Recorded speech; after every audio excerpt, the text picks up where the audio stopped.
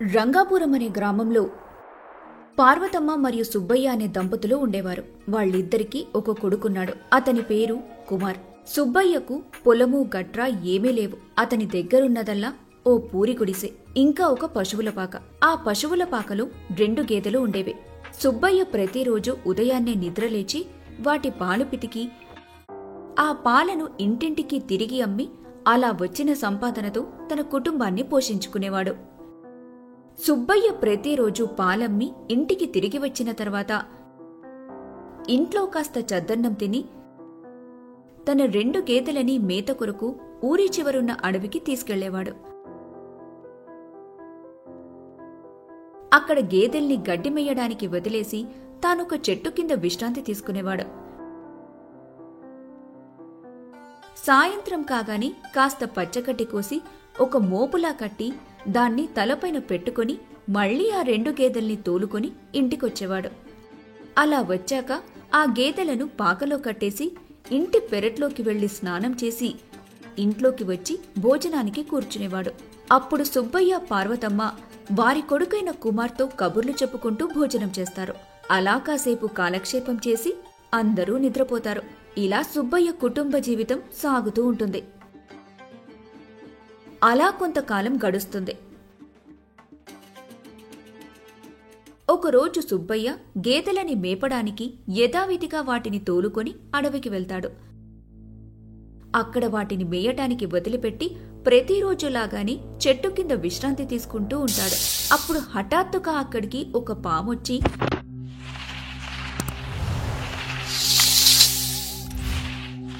సుబ్బయ్యను కాటేస్తుంది. ఆ దెబ్బకి సుబ్బయ్య అక్కడికక్కడే మరణిస్తాడు.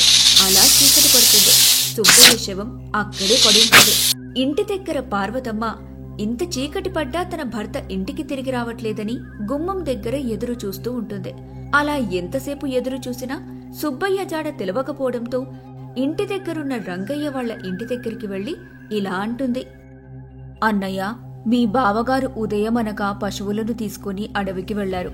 ఇంతవరకు తిరిగి రాలేదు. నాకెందుకో కంగారుగా ఉంది. ఈ చీకట్లో నేను ఎక్కడని వెతికేది? కాస్త మీరు తోడుగా వస్తే ఒకసారి అడవికి వెళ్లి అక్కడ వెతికి వద్దామన్నయ్యా. అయ్యో, ఈ మాత్రం దానికి ఇంతలా బతిమిలాడాలమ్మా?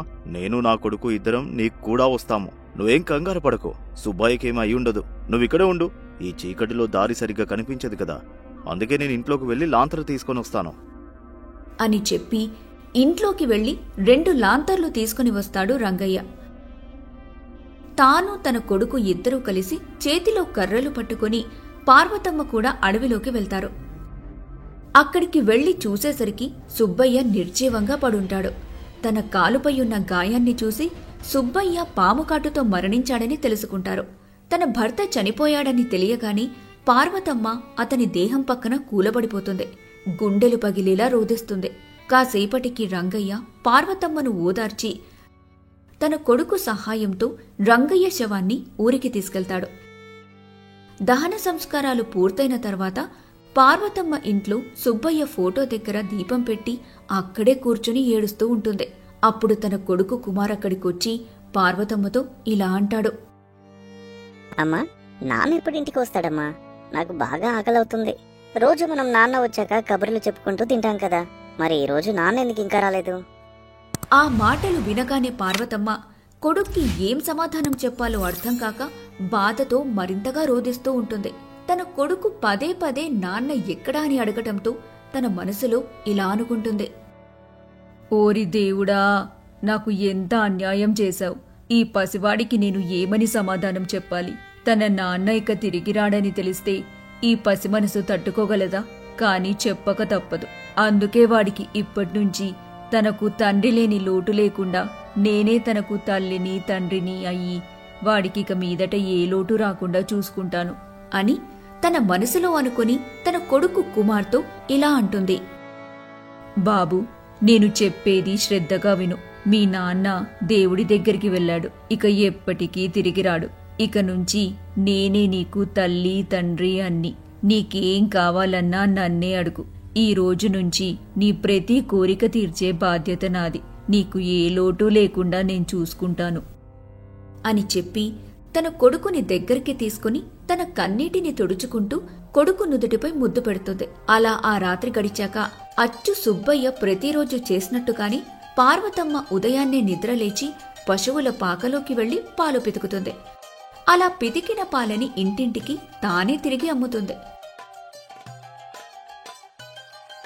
అలా వచ్చిన డబ్బుతో తన కొడుకుని బాగా చదివించుకుంటూ ఉంటుంది. అలా కొన్నేళ్లు గడిచేసరికి ప్రతిరోజు ఎంతో కష్టపడుతూ తన దగ్గరున్న ఆ 2 గేదెలతో వ్యాపారం చేస్తూ వచ్చిన లాభంతో మరికొన్ని గేదెల్ని కొంటూ దినదినాభివృద్ధిగా ఎదుగుతూ అదే ఊరిలో ఒక పాల కేంద్రం ప్రారంభిస్తుంది. తన పూరి గుడిసె కాస్త పెద్ద బంగ్లాగా మారుతుంది. తన కొడుకు కుమార్ కూడా పెరిగి పెద్దవాడవుతాడు. చూడటానికి చాలా అందంగా ఉంటాడు. దాంతో ఇరుగు పొరుగు వాళ్లందరూ పార్వతమ్మతో ఇలా అంటారు, వదినా, మీ కొడుక్కి పెళ్లి వయసు వచ్చినట్టుంది, ఇంకా పెళ్లి చేయట్లేదేంటి? అదేంటి వదినా అలా అంటావు? వాడికి పెద్దగా వయసేమైందని, ఇంకా చదువుకుంటున్నాడు కదా, చదువయ్యాక చూద్దాం. నువ్వు ఇలాగే ఎదురు చూస్తూ ఉండు. మొదలే అల్లుడు చూడ్డానికి ఎర్రగా బుర్రగా నిగనిగలాడుతూ జాంపండులా ఉంటాడు. ఎవతో ఒకతి టక్కులాడి ప్రేమ దోమ అంటూ నీ కొడుకుని ఎగిరేసుకుపోతుంది చూడు. నా కొడుకు అలా ఏం చెయ్యడు. అయినా నీ కళ్ళు నా కొడుకు మీద పడ్డాయేంటి? మరేం లేదోదినా, ఎలాగో నా కూతురు కూడా వయసుకొచ్చింది. అదే నీ కొడుకునిచ్చి చేశావంటే పిల్లలిద్దరూ మన కళ్ళ ముందే ఉంటారు కదా అని. ఎలాగో మాకున్న ఆస్తంతా దానికి చెందుతుంది. మాకున్న ఆ 20 ఎకరాల పొలం కూడా అల్లుడికే కట్నంగా ఇస్తాం. మనం ముందే ఒక మాట అనుకుంటే బాగుంటుంది కదా అని. ఆహా, అదా సంగతి. అయినా నా కొడుకు అందమేంటి, నీ కూతురు అందమేంటి? నా కొడుక్కి మంచి అందంగా ఉండే అమ్మాయిని చూసే పెళ్లి చేస్తాను. మీ 20 ఎకరాలు నీ దగ్గరే పెట్టుకో అని అనగాని కాంతమ్మ విసుక్కుంటూ అక్కడ్నుంచి వెళ్లిపోతుంది. పార్వతమ్మ నవ్వుకుంటూ ఇంట్లోకి వెళ్తుంది. ఇంట్లోకి వెళ్లగాని పార్వతమ్మని చూసి తన కొడుకు కుమార్ ఇలా అంటాడు, ఏంటమ్మా నీలో నువ్వు నవ్వుకుంటున్నావు? ఆ విషయమేంటో చెప్తే నేను కూడా నవ్వుతానుగా. ఏం లేదు నాయనా, మన పక్కింటి కాంతం, వెనకింటి కనకం, పొరుగింటి వనజ వాళ్ల కూతుర్లని నీకిచ్చి పెళ్లి చేయమని అడుగుతున్నారు. నేను నా కొడుకు ఏ అమ్మాయిని ఇష్టపడితే ఆ అమ్మాయినిచ్చి పెళ్లి చేస్తానని కరాఖండిగా చెప్పి వాళ్లను పంపించేశాను. అయినా నీకు అప్పుడే పెళ్లి వయసు ఎక్కడొచ్చింది? నువ్వు ఇంకా పై చదువులు చదువుకోటానికి పట్నం వెళ్లాలని అడిగావు కదా. ముందు ఆ చదువు పూర్తి చెయ్యి. ఆ తర్వాత నీ పెళ్లి గురించి ఆలోచిద్దాం. సరిగ్గా చెప్పావమ్మా. ముందు నేను నా చదువులు పూర్తి చేసి ఉద్యోగం తెచ్చుకున్నాకే పెళ్లి చేసుకుంటాను. అయినా నాకు ఏ సమయానికి ఏది కావాలో, ఎప్పుడు ఏది చేస్తే బాగుంటుందో నీకన్నా బాగా ఎవరికి తెలుసమ్మా? నా బంగారమే, ఉండు. ఈ దిక్కుమాలిన ఊరి వాళ్ల కళ్ళన్నీ నీ మీదే. కాస్త నీకు దిష్టి తీస్తాను. అప్పటి వరకు బయటికి వెళ్లకు అని చెప్పి ఎంతో ప్రేమగా తన కొడుకు కుమార్కి దిష్టి తీస్తుంది. ఇలా కొంతకాలం గడిచిపోతుంది. కుమార్ తన పై చదువులకు పట్నానికి వెళ్ళిపోతాడు. అలా వెళ్లినతను పండగ సెలవుల్లో ఇంటికొచ్చేవాడు. సెలవులన్నీ వాళ్లమ్మతో గడిపి మళ్లీ తిరిగి వెళ్లిపోయేవాడు. ఇలా కొంతకాలం గడిచాక ఒకరోజు పట్నం నుంచి కుమార్ తన తల్లి పార్వతమ్మకి ఫోన్ చేసి ఇలా అంటాడు, అమ్మా ఎలా ఉన్నావు? మీ ఆరోగ్యం ఎలా ఉంది? నాకేం నాయనా, నేను బాగానే ఉన్నాను. నా సంగతి వదిలేయ్. నువ్వు చెప్పు, ఎలా ఉన్నావు? నీ చదువెలా సాగుతుంది? వేలకి భోంచేస్తున్నావా? ఊరికే ఎండల్లో తిరగకు నాయనా, కందిపోతావు. నేను బాగానే ఉన్నాను, కానీ వచ్చే వారంతో నా చదువు పూర్తయిపోతుంది. నేను తిరిగి ఊరికే వస్తున్నాను. ఆ విషయం చెప్పడానికి నీకు ఇప్పుడు ఫోన్ చేశాను. అవునా నాయనా, ఎంత చల్లని వార్త చెప్పావు. నాకింత పెద్ద ఇంట్లో ఒక్కదానికి ఏం తోచడం లేదురా. ఎంతసేపు నీ ధ్యాసే. రా నాయనా, నువ్వొచ్చేసరికి నీకిష్టమైన పిండి వంటలన్నీ చేసి సిద్ధంగా పెడతాను. ఇక నువ్వేం బాధపడకమ్మా. ఒక్క వారం రోజులే కదా, అలా చూస్తూ చూస్తూ అయిపోతాయిలే. సరే అమ్మా, నాకు క్లాస్కి టైం అవుతుంది. నేను వెళ్తాను. నీకు మళ్ళీ ఫోన్ చేస్తాను. నువ్వు జాగ్రత్త. నీ ఆరోగ్యం జాగ్రత్తగా చూసుకో. నేనుంటాను మరి అని చెప్పగానే పార్వతమ్మ ఎంతో సంతోషపడుతుంది. ఇక ఆ రోజు నుంచి మొదలుపెట్టి ప్రతిరోజు తన కొడుకుకిష్టమైన పిండి వంటలన్నీ తానే స్వయంగా తయారు చేస్తూ ఉంటుంది. తీరా తన కొడుకు ఊరికి తిరిగి వచ్చే రోజు రానే వస్తుంది. ఇంటి గుమ్మం దగ్గర పార్వతమ్మ ఎదురు చూస్తూ ఉంటుంది. ఎంతసేపటికి తన కొడుకు రాకపోవడంతో కుమార్కి ఫోన్ చేసి ఇలా అంటుంది. హలో బాబూ, ఏంటి నాయనా ఆలస్యం? ఊరికి వచ్చే లాస్ట్ బస్సు కూడా వచ్చేసింది. నువ్వింకా రాలేదేంటి? నాకెందుకో కంగారుగా ఉంది, అందుకే ఫోన్ చేశాను. అమ్మా, ఏం లేదమ్మా, వచ్చే ధరలో ఒక ముఖ్యమైన పని గురించి తప్పనిసరి ఆగాల్సి వచ్చింది. నువ్వేం కంగారు పడకు, నేను టాక్సీ కట్టుకుని వస్తున్నాను. అలాగే నీకు మంచి శుభవార్త కూడా ఉంది. నేను వచ్చాక చెబుతాను, నువ్వేమీ కంగారు పడకు. చీకటి పడే కల్లా ఇంటికి చేరుకుంటాను అని కుమార్ ఫోన్ కట్ చేస్తాడు. అలా తన కొడుకు గొంతు వినగానే పార్వతమ్మ కాస్త కుదురుపడి ఇంట్లోకి వెళ్తుంది. సుమారు రాత్రి 9 గంటల సమయం కావస్తుంది. పార్వతమ్మ ఇంట్లో కూర్చుని గడియారం మరియు గుమ్మం వైపు పదే పదే గమనిస్తూ తన కొడుకు కుమార్ రాకకై ఎదురు చూస్తూ ఉంటుంది. ఇంతలో పార్వతమ్మ ఇంటి బంగ్లా దగ్గర ఒక టాక్సీ వచ్చి ఆగుతుంది. ఆ శబ్దం విని పార్వతమ్మ ఎంతో ఆతృతతో గబగబా బయటకొచ్చి చూస్తుంది.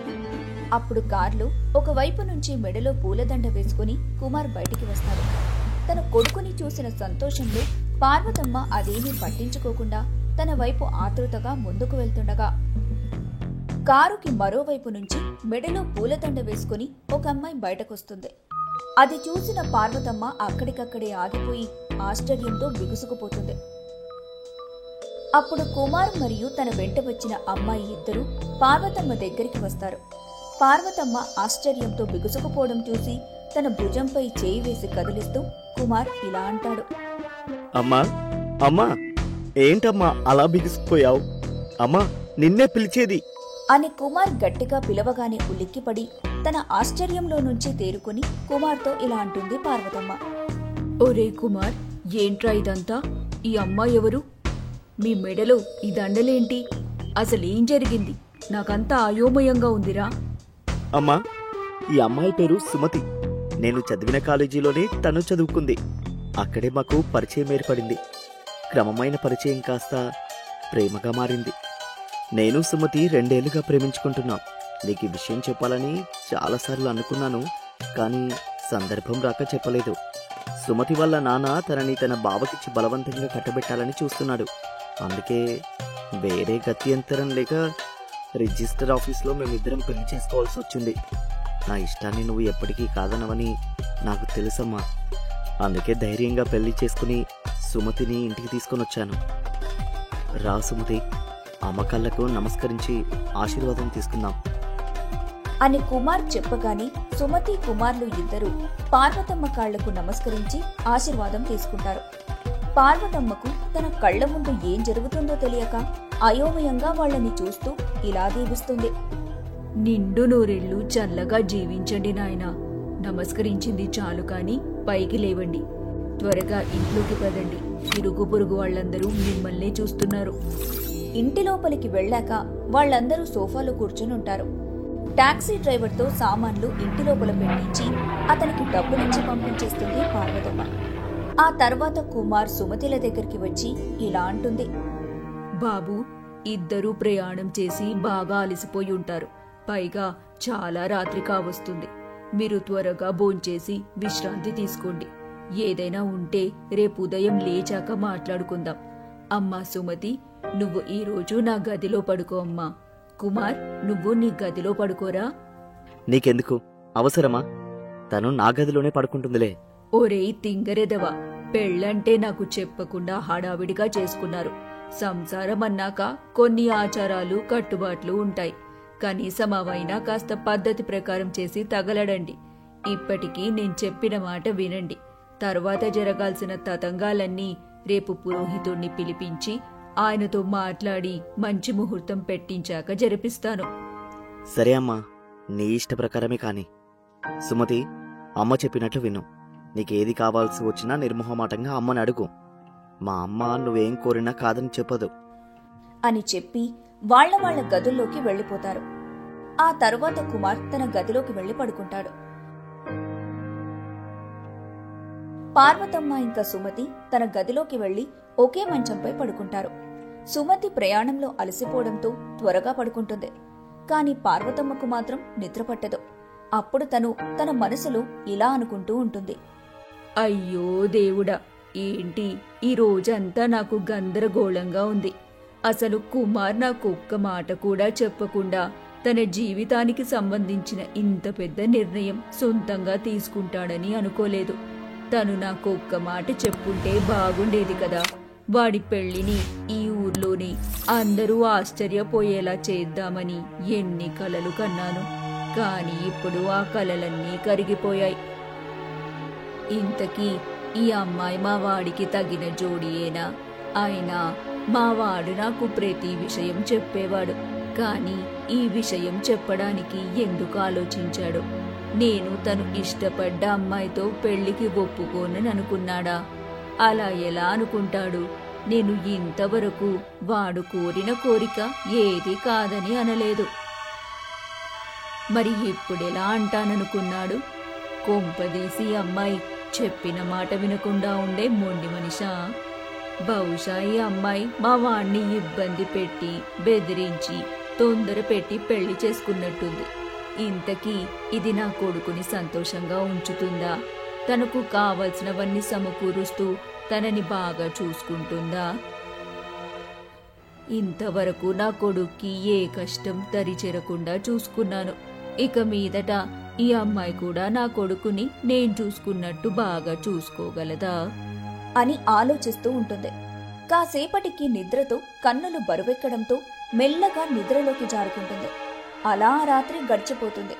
మరుసటి రోజు ఉదయాన్నే పార్వతమ్మ నిద్రలేచి తన గదిలో నుంచి బయటకు వచ్చి చూసేసరికి ఇల్లంతా తలతల మెరిసేలా శుభ్రం చేసి ఉంటుంది. అలాగే అక్కడ గదంతా సాంబ్రాణి వేసిన పొగతో పరిమళాలు వెదజల్లుతూ ఉంటుంది.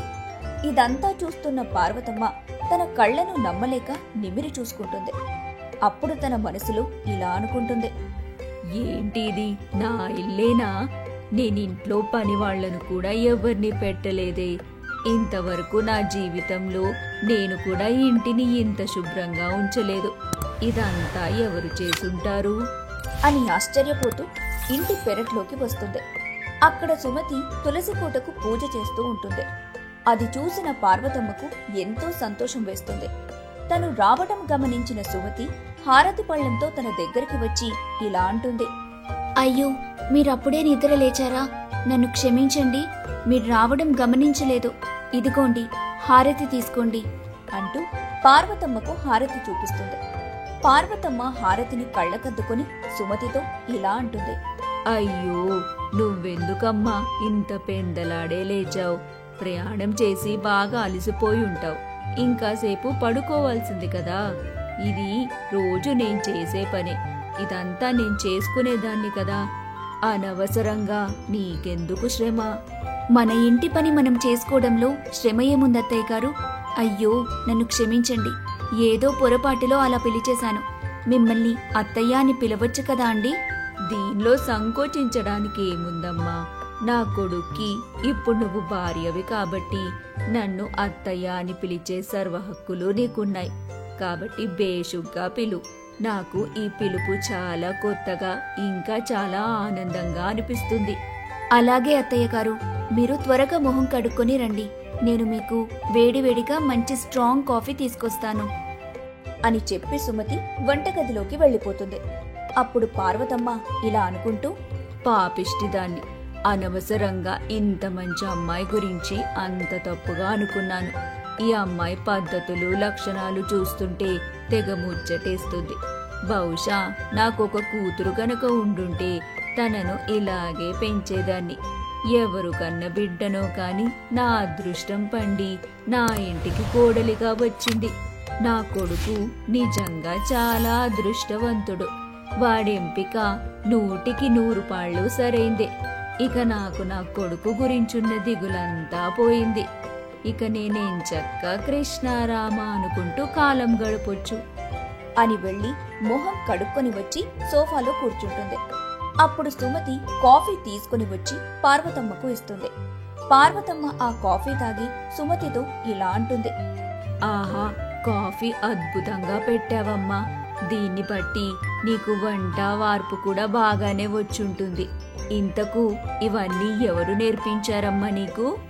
ఈ పనులన్నీ చిన్నప్పుడు మా అమ్మ దగ్గర నేర్చుకున్నాను. కానీ నేను వయసుకొచ్చేసరికి మా అమ్మ జబ్బు బారిన పడి కాలం చేసింది. అప్పట్నుంచి మా ఇంట్లో పనులన్నీ నేనే చేసుకునేదాన్ని. అందుకే ఈ పనులన్నీ అలవాటైపోయాయి నాకు. అయ్యో, అలాగా అమ్మా, నన్ను క్షమించు. మీ అమ్మగారి విషయం నాకు తెలియదు కదా. ఇక నుంచి నీకు అమ్మ లేదని దిగులు పడకు. నన్నే మీ అమ్మనుకో. నీకే కష్టం వచ్చినా నాతో పంచుకో. నువ్వు చేయాల్సిందంతా నా కొడుకుని బాగా చూసుకోవడం. వాడికి ఇంతవరకు కష్టమనేది తన దరి చేరకుండా పెంచాను. వాణ్ణి సంతోషంగా ఉంచు చాలు. ఇక నుంచి నీ బాధ్యత మొత్తం నాది. అలాగే అత్తయ్య గారు. ఇంతకీ ఈరోజు వంటేం చేయమంటారు? మీకు ఆయన గారికి నచ్చిన వంటకాలేంటో చెప్పండి, అవే చేసి పెడతాను అని ఇలా ఆ కొత్త కోడలు మాట్లాడుకుంటూ ఉండగా కుమార్ నిద్రలేచి అక్కడికి తన కళ్ళు నెమరుకుంటూ వచ్చి ఇలా అంటాడు. అమ్మా, కాఫీ! అమ్మోయ్, కాఫీ! రా నాయనా రా. ఏంటి అమ్మా కాఫీ అని అలా అరుస్తున్నావు? ఇక నుంచి నీకేం కావాలన్నా నీ పెళ్ళాన్ని అడుగు. నేను అమ్మ పోస్ట్ నుంచి కొన్ని రోజులు విశ్రాంతి తీసుకుంటున్నాను. ఇప్పుడు నాకు కొత్త పోస్ట్ వచ్చిందిగా. ఏంటమ్మా నువ్వు చెప్పేది? కొత్త పోస్టా? అదేంటి? ఇప్పుడు నేను అత్తగారి పోస్ట్లోకి వచ్చాను కదా, అందుకే ఇక నుంచి ఈ ఇంటి బాధ్యతలన్నీ నా కోడలికే అప్పగిస్తున్నాను.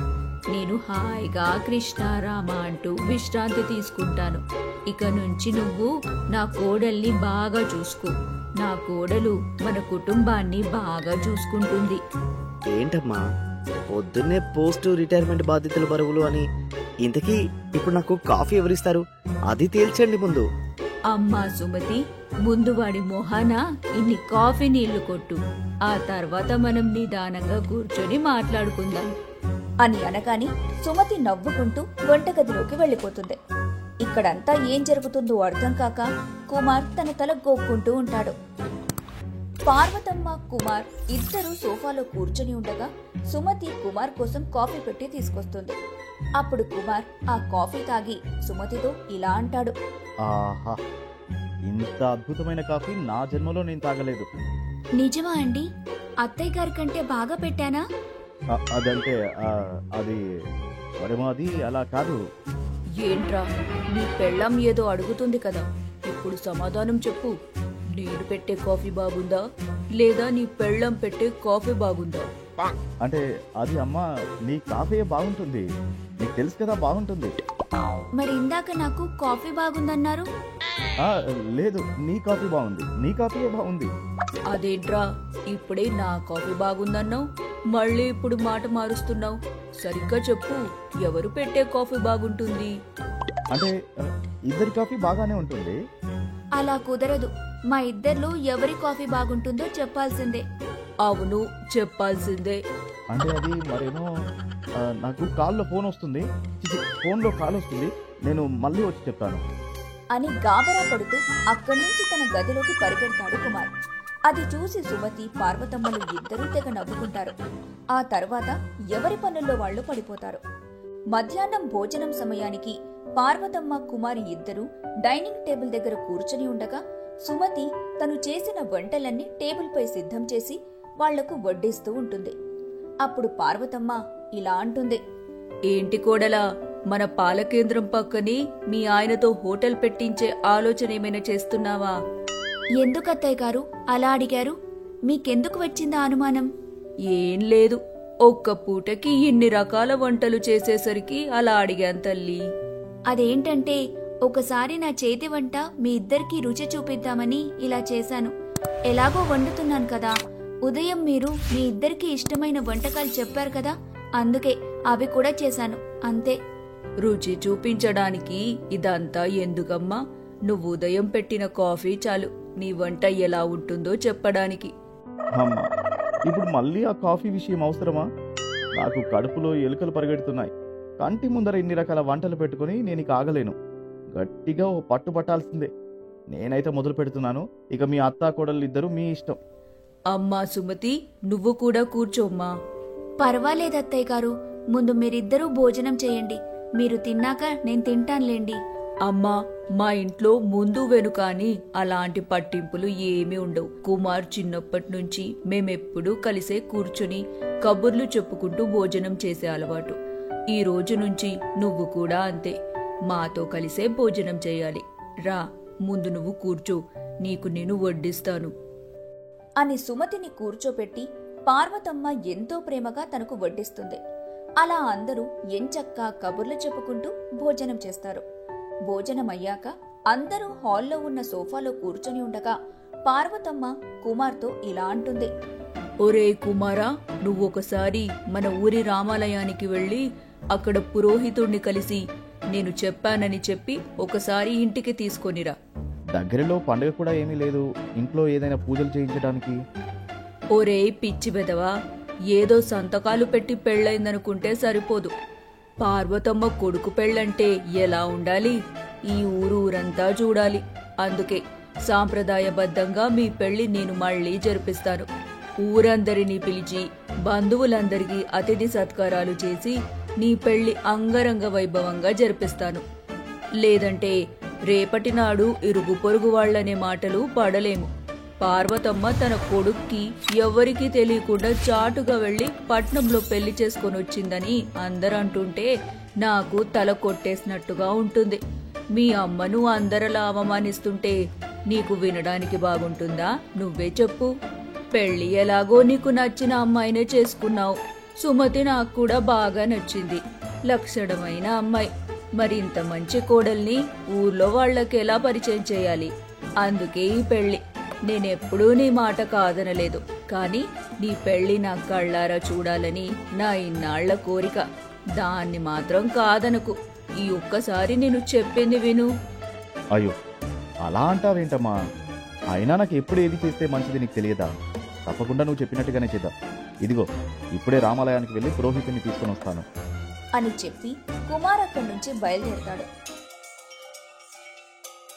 అలా నడుచుకుంటూ రామాలయానికి వెళ్లి అక్కడ పురోహితునితో పార్వతమ్మ చెప్పిందంతా చెప్పి తనని వెంట పెట్టుకుని ఇంటి వైపుకొస్తాడు. ఇంట్లోకి రాగానే పార్వతమ్మ పురోహితుణ్ణి సోఫాలో కూర్చోబెడుతుంది.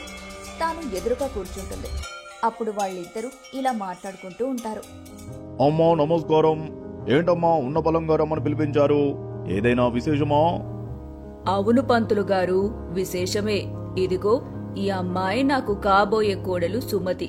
తినకి నా కొడుకు కుమార్కి పెళ్లి జరిపించడానికే మిమ్మల్ని పిలిపించాను. ఆహా, అమ్మాయి లక్షణంగా ఉంది. ఇంకే బ్రహ్మాండంగా జరిపించేద్దాం. అయితే పంతులు గారు, దగ్గర్లో ఏదైనా మంచి ముహూర్తం ఉంటే చూసి పెట్టండి. మీరు తేదీ ఖరారు చేస్తే మేము పెళ్లి పనులు మొదలు పెట్టుకుంటాం.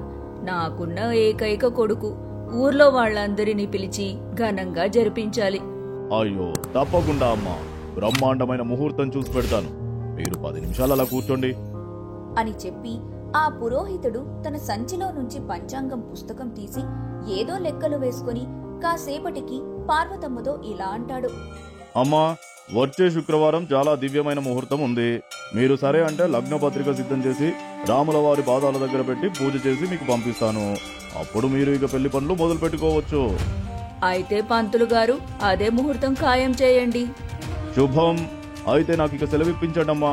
లగ్నం పత్రికతో వచ్చి మిమ్మల్ని కలుస్తాను అని చెప్పి పురోహితుడు అక్కడి నుంచి వెళ్లిపోతాడు. 2 రోజులు పోయాక మళ్లీ పార్వతమ్మ ఇంటికొచ్చి ఆమెకు లగ్నపత్రిక అందజేస్తాడు పురోహితుడు. ఇక పార్వతమ్మ ఊర్లో ప్రతి గడప గడపకి వెళ్లి అందర్నీ తన కొడుకు పెళ్లికి ఆహ్వానిస్తుంది. తన ఇంటి ముందరే పెద్ద పందిరి వేసి పెళ్లి ఏర్పాట్లు కూడా చాలా ఘనంగా చేస్తుంది. పెళ్లిపీటలపై నూతన వధూవరులైన కుమార్ సుమతిలు ఇద్దరు పక్కపక్కన కూర్చొని ఉంటారు. పురోహితులు మంత్రాలు చదువుతూ ఉంటాడు. పార్వతమ్మ వచ్చిన అతిథులందర్నీ పలకరిస్తూ అటూ ఇటూ తిరుగుతూ హడావిడి చేస్తూ ఉంటుంది. అప్పుడు పురోహితుడు పార్వతమ్మను పిలిచి తనతో ఇలా అంటాడు. అమ్మా, ముహూర్తం సమీపిస్తుంది. మరి అమ్మాయి తల్లిదండ్రులు ఎక్కడున్నారో తొందరగా రమ్మని చెప్పండి. కన్యాదానం చేయాలి. పంతులు గారు, నా కోడలికిక నుంచి తల్లైనా తండ్రైనా అన్నీ నేనే. కాబట్టి ఆ తంతు నేనే చేస్తాను. అయ్యో అమ్మా, అలా కుదరదు కదా అమ్మా. మీరు కన్యాదానాన్ని స్వీకరించే వాళ్ళు కాబట్టి ఇంకా ఎవరైనా ఉంటే చూడండమ్మా. అవతల ముహూర్తం దాటిపోతుంది. పురోహితుడు అలా అనటంతో ఏం చెయ్యాలో అర్థం కాక ఆలోచనలో పడిపోతుంది పార్వతమ్మ. అప్పుడే ఆ ఊరు పెద్దయిన సుబ్రహ్మణ్యం అక్కడికొచ్చి పార్వతమ్మకి నమస్కారం పెడతాడు. అప్పుడు పార్వతమ్మకి వెంటనే ఒక ఆలోచన వస్తుంది. వెంటనే ఆ ఊరి పెద్దయిన సుబ్రహ్మణ్యానికి జరిగిన విషయమంతా చెప్పి కన్యాదానం చేయడానికి ఒప్పిస్తుంది. ఆ తర్వాత పురోహితుని దగ్గరికి వెళ్లి ఇలా అంటుంది. అయ్యా పంతులు గారు, మన ఊరి ప్రెసిడెంట్ గారి ఈ కన్యాదానం చేస్తారు. ఇంకా మీకేమన్నా అభ్యంతరాలున్నాయా? అమ్మా, ఆయనంతటి పెద్దవాళ్లే ఒప్పుకున్నప్పుడు ఎదవది నాదేముంది, బేషుగ్గా జరిపిస్తాను. అయ్యా, మీరు వచ్చి ఇలా కూర్చోండి అంటూ పంతులు మంత్రాలు చదవటం మొదలు పెడతాడు. ఇక తాళి కట్టే సమయం రానే వస్తుంది. కుమార్ పంతులు చేతిలో నుంచి మంగళసూత్రాన్ని తీసుకుని సుమతికి కట్టబోతూ ఉండగా ఒక మధ్య వయసు గల వ్యక్తి అక్కడికొచ్చి ఇలా అంటాడు. ఆపండి, ఈ పెళ్లి జరగడానికి వీల్లేదు అని గట్టిగా అరవటంతో అందరూ ఆశ్చర్యపోతారు. అప్పుడు పెళ్లిపీటల మీదున్న వధూవరులు ఇద్దరూ లేచి నిల్చొని అతని వైపు చూస్తారు. పార్వతమ్మ కూడా అతని వైపు చూస్తుంది. అప్పుడు పెళ్లి కూతురు సుమతి ఇలా అంటుంది. నాన్నా, మీరేంటిక్కడా? ఏంటి, ఈయన మీ నాన్న? అన్నయ్య, నువ్వేంటిక్కడా? అంటే సుమతి నీ కూతురా? అంటే అమ్మా, ఈయన నీకు ముందే తెలుసా? అసలు ఏం జరుగుతుంది ఇక్కడ? సుమతి, ఈ వ్యక్తి మీ నాన్న? అవునండి, ఈయనే మా నాన్నగారు. పేరు ఈశ్వర్రావు. అమ్మా, మరి ఈయన నీకెలా తెలుసు? చెబుతాను బాబు. దీని గురించి నీకు తెలియాలంటే ముందు నువ్వు పుట్టక ముందు ఏం జరిగిందో తెలియాలి. అమ్మా, నువ్విప్పుడు ఈ స్టోరీ వదిలేసి ఫ్లాష్ బ్యాక్ లోకి వెళ్ళమాకు. మొదలే మన యానిమేటర్స్ కి ఓపిక తీరిక రెండు తక్కువే. పైగా ఇప్పుడు అంత సమయం ఇంకా బడ్జెట్ కూడా లేదు కాబట్టి యూట్యూబ్ లెంతీ వీడియో లాగా కాకుండా యూట్యూబ్ షార్ట్స్ లో వీడియో లాగా నీ ఫ్లాష్ బ్యాక్ ని ఇదే సీన్ లో కంప్లీట్ చేయమ్మా. చెప్పడానికి పెద్దగా ఏం లేదు బాబు. నీలాగే నేను మీ నాన్న ఇంట్లో వాళ్లకు తెలియకుండా ప్రేమించి పెళ్లి చేసుకున్నాం. ఆ కోపంతో మా అన్నయ్య నా చెల్లెల్ని లేపుకుపోతావా అని మీ నాన్నని చంపడానికి ప్రయత్నించాడు. ఆ భయంతో మేము ఆ ఊరి నుంచి ఈ ఊరికి పారిపోయొచ్చాం. బతుకు తెరువు కొరకు నా 2 గాజులమ్మి మీ నాన్న 2 గేదెలు కొనుక్కొచ్చాడు. వాటితోనే పాల వ్యాపారం చేసేవాడు మీ నాన్న. నేను కూడా అప్పట్లో ఆ పాలతో చేసిన వెన్న, పెరుగు ఇంటింటికి తిరిగి అమ్మేదాన్ని. నువ్వు పుట్టాక నిన్ను చూసుకోడానికని ఆ పని మానేసి ఇంటి దగ్గరే ఉండిపోయాను. అబ్బా అమ్మా, నీ పాల వ్యాపారం కాసేపు పక్కన పెడతావా? ముందు ఈయన ఎవరో చెప్పమంటే నేను ఇంటింటికి తిరిగి అమ్మాను, దానితో నిన్ను పోషించాకన్నా అంటూ సీరియల్ డైలాగ్స్ కొడతావేంటమ్మా? ముందు ఈయన ఎవరో చెప్పు. ఇంకా నీకు అర్థం కాలేదా? నేను చెప్పిన కథలో ఆ అన్నయ్య ఈయనే నీకు మేనమామ అవుతాడు. అంటే అత్తయ్య, మీరు నాకు మేనత్త అవుతారు కదా? అయితే నాన్న, మీరు నాకు పెళ్లి చేయాలని చూసిన మీ చెల్లెలి కొడుకు సంబంధం ఇదేనా? అవునమ్మా, ఇదే ఆ సంబంధం. ఏంటన్నయ్యా నువ్వు చెప్పేది? ఇది నిజమా? అవునమ్మా పార్వతి, ఆ రోజు నేను మీ పెళ్లికి ఒప్పుకొని ఉంటే మన తల్లిదండ్రుల్ని కోల్పోయే దౌర్భాగ్యం ఉండేది కాదు. మళ్ళీ తిరిగి ఈరోజు మనం ఈ పరిస్థితుల్లో కలుసుకోవాల్సిన అవసరం వచ్చేది కాదు. నువ్వు చెప్పేది నాకేం అర్థం కావట్లేదన్నయ్యా. అమ్మా నాన్నల అంత్యక్రియలకు నేనొచ్చినప్పుడు మమ్మల్ని వాళ్ల చివరి చూపు కూడా చూసుకోకుండా అక్కడ్నుంచి మమ్మల్ని తరిమేశావు. అసలు ఆ రోజేం జరిగింది? మీ పెళ్లికి ఒప్పుకున్న తర్వాత అమ్మా నాన్న నువ్వు బావగారిని తీసుకువస్తావని వెళ్ళావు కదా. వాళ్ళు మీ ఇద్దరి రాక కోసమే ఎదురు చూస్తూ ఉన్నారు. కానీ నేను నీ ఇష్టాన్ని వ్యతిరేకించడంతో నువ్వు పారిపోయి పెళ్లి చేసుకున్నావు.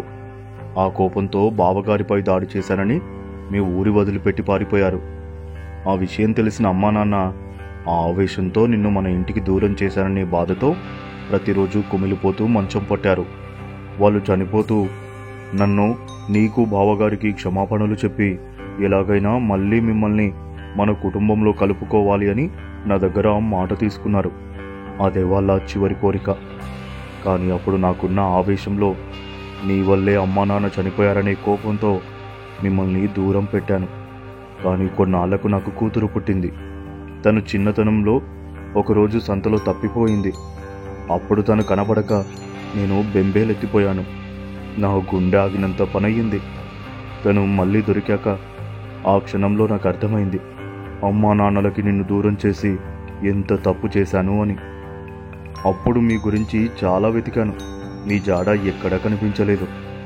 కానీ కొంతకాలానికి మన బంధువుల ద్వారా మీ ఇద్దరికీ కొడుకు పుట్టాడు అని తెలిసింది. అందుకే ఆ క్షణంలో నిర్ణయించుకున్నాను, ఏ రోజుకైనా నా కూతురుని నీ కొడుక్కి ఇచ్చి పెళ్లి చేసి విడిపోయిన మన కుటుంబాన్ని ఒకటి చేయాలి అని. అందుకే సుమతి కాలేజీలో తనతో కూడా చదువుతున్న ఒక అబ్బాయిని ప్రేమించిందని తెలిసి నేను సుమతి ప్రేమను కాదన్నాను. అందుకే తాను నన్ను కాదని నాకు తెలియకుండా ఇంట్లో నుంచి పారిపోయి వచ్చేసింది. ఆ విషయం తెలిసి తనను వెతుకుతూ ఉంటే తను ఈ ఊరిలో ఉందని, ఈరోజు ఆ అబ్బాయిని పెళ్లి చేసుకోబోతుందని తెలిసింది. అందుకే ఎలా అయినా ఈ పెళ్లి ఆపాలని ఉన్న పొలంగా ఇక్కడికి వచ్చాను. తీరా ఇక్కడికి వచ్చాక తెలిసింది, ఆ అబ్బాయి మరెవరో కాదు, నీ కొడుకని. వెతకబోయిన తీగ కాళ్లకు చుట్టుకుందని సరైన సమయానికి వచ్చావన్నయ్యా. ఇన్నాళ్లైనా ప్రేమ పెళ్లిళ్లను ఆపే నీ బుద్ధి మాత్రం మారలేదు. ఏదైతేనేం, మొత్తానికి ఇలా అయినా విడిపోయిన మన కుటుంబాలు మళ్లీ కలుస్తున్నాయి. నాకు అదే సంతోషం. అవును చెల్లమ్మ, నువ్వు చెప్పింది 100% నిజం. ఎలాగైతేనే అమ్మా నాన్నల చివరి కోరిక ఇలా తీరింది. ఇప్పుడు వాళ్ళ ఆత్మలకు శాంతి చేకూరుతుంది. ఇదంతా నా కోడలు ఇంట్లో కాలు పెట్టిన వేళ విశేషం. ఏంటమ్మా ఇది? ప్రేమించింది నేను, తనని లేపుకొచ్చి పెళ్లి చేసుకుంది నేను. ఇప్పుడు ఇదంతా నీ కోడలే చేసినట్టు తనని నెత్తి మీద పెట్టుకుంటావే? ఇదిగో చూడండి, ఇప్పుడే చెబుతున్నాను, మా అత్తయ్యనేదైనా అంటే ఊరుకునేది లేదు. అంటే ఇప్పుడు మీ అత్తా కోడలిద్దరూ ఒకటైపోయారా? మామయ్య, ఏంటి ఇప్పుడు నా పరిస్థితి? నన్ను క్షమించాలుడు, ఇందులో ఇన్వాల్వ్ చేయకు. ఈ మ్యాటర్లో మన పాస్ట్ ఎక్స్పీరియన్స్ చాలా బ్యాడు. నా మాట విని సైలెంట్గా వాళ్ళని ఫాలో అయిపో అంతే. ఏమండి, అవతల ముహూర్తం దాటిపోతుంది. ఇప్పటికైనా మీరు నా మెడలో తాళి కడతారా, లేదంటే నన్నే మీ మెడలో కట్టమంటారా? మీరేమంటారు నాన్న? అంతేగా అంతేగా. ఏంటమ్మా నాకు ఈ బంపర్ ఆఫర్? నా కోడలా మజాగా అని పార్వతమ్మ అనగానే అక్కడున్న వాళ్ళందరూ పగలబడి నవ్వుతారు. ఆ తర్వాత కుమార్ సుమతి మెడలో తాళి కడతాడు. పార్వతమ్మ, ఈశ్వర్రావులిద్దరూ వాళ్లకు అక్షింతలు చల్లి ఆశీర్వదిస్తారు. అలా విడిపోయిన వాళ్ళిద్దరి కుటుంబాలు మళ్లీ కలుసుకుంటాయి. అప్పట్నుంచి అందరూ కలిసిమెలిసి ఎంతో సంతోషంగా జీవనాన్ని కొనసాగిస్తారు. దీంతో ఈ సీజన్ సమాప్తం. ఈ కథకి సీజన్ 2 కావాలంటే ఈ సీజన్కి కనీసం 10,000 లైకులు వచ్చేలా చూడండి. అప్పుడు తొందరలోనే సీజన్ 2 మేము ముందుకు తీసుకుని వస్తా. అంతవరకు క్షేమంగా, ఆరోగ్యంగా ఉండండి. ఎప్పుడూ నవ్వుతూనే ఉండండి. చూస్తూనే ఉండండి క్రేజీ టీవీ. అయ్యో, సబ్స్క్రైబ్ చేసుకోకుండానే వెళ్ళిపోతున్నారా? కొంచెం ఆగి సబ్స్క్రైబ్ చేసుకోండి ప్లీజ్. మరో కొత్త కథతో మీ ముందుకు మళ్ళీ వస్తాం. బాయ్.